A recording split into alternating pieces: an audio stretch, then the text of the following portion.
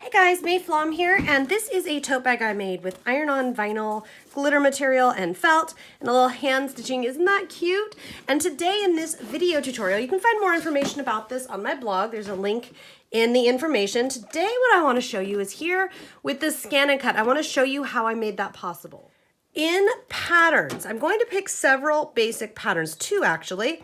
So I'm going to go down here. The basics are a wonderful place to work from because there are so many designs that can do so much. Honestly, there's just so much that you can do. So I'm going to pick two of those and set, and then go here to add. This is all you do to add any patterns no matter what you're doing. And you can pick anything at all if you want it to be rounded corner, if you want it, whatever you want. I'm going to pick that. Now, right up here is our edit, where we can do all of our editing. I'm going to click here, and this one, I'm going to actually push this button because I'm trying to make it a lot more narrow. I am also going to shrink the size there. I'm going to make the width about a little less than half an inch, and I'm going to make 5 of them. And we'll shrink those a bit and say okay. Okay, so now I have 5 of them. Then I'm going to select one of these, and I am going to rotate it 90 degrees. Say okay, and actually, you know what? I'm going to say okay here. I'm actually going to delete this one, and I'll show you why. So I've only got one now. Now I need 2 of these to work, but here's the trick. Here in this screen, I can adjust the number, but I also know that I want to change the shape. I want to make it a little taller, and by pushing this button, I'm only adjusting the height. Okay, and I'm not adjusting. It's one or the other, whichever way I want to go here, up and down. So now it's 3 by 4. Now I want 2, and I'm going to say okay. So one of these I'm just going to pull off to the side, and then I'm going to line up. I've got my 5 little eyelashes here. I'm building that eyeball that you saw. Okay, so I'm going like so. This is just really fun ScanNCut little tips and tricks here that really don't take that much to do. Okay, and then this one. So I'm just using the 10 degree to just kind of adjust everybody here. Let's see, there's that guy. Well, maybe just 2 there. And I'm going to say okay and okay. Now at this point, what I'm going to do is go here.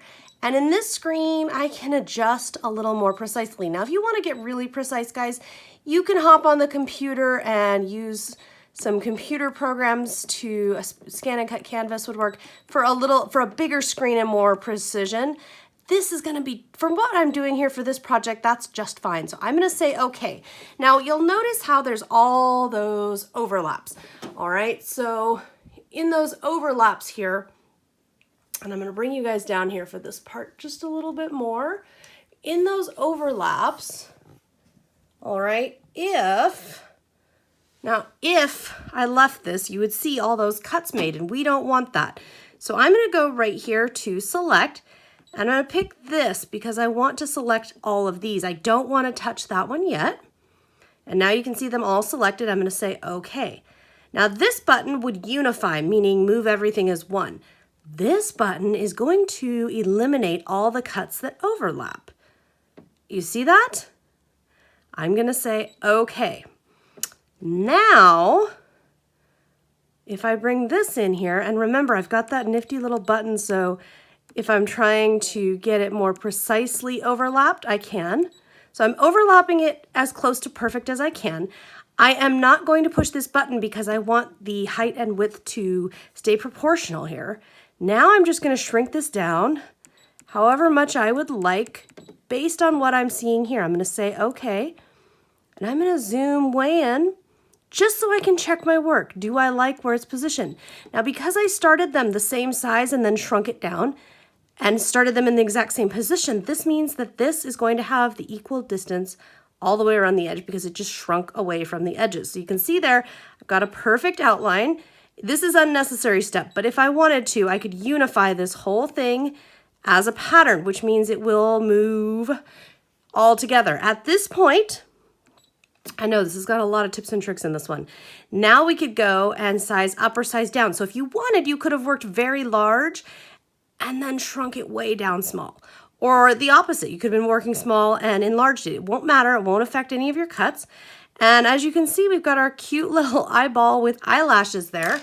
Now all that's left to do is cut it out of whatever material you want. Again, this is the original, this is the project here that I was making. I wanted to do a fun tote bag for my niece headed off to college, and I thought this was the perfect design, perfect opportunity to use that ScanNCut. And I just love how easy that is and how it just took two different basic shapes combined together to make a totally new shape and new look and a funky little tote ready for college. I hope you have enjoyed this video, and just to, if you aren't familiar with the ScanNCut, here we would click OK, load in our material on mat and press cut. This will turn green once you have your mat loaded, and off you go. I have lots more ScanNCut videos and crafting videos in general on my YouTube channel, of course. Stay tuned for even more crafting fun.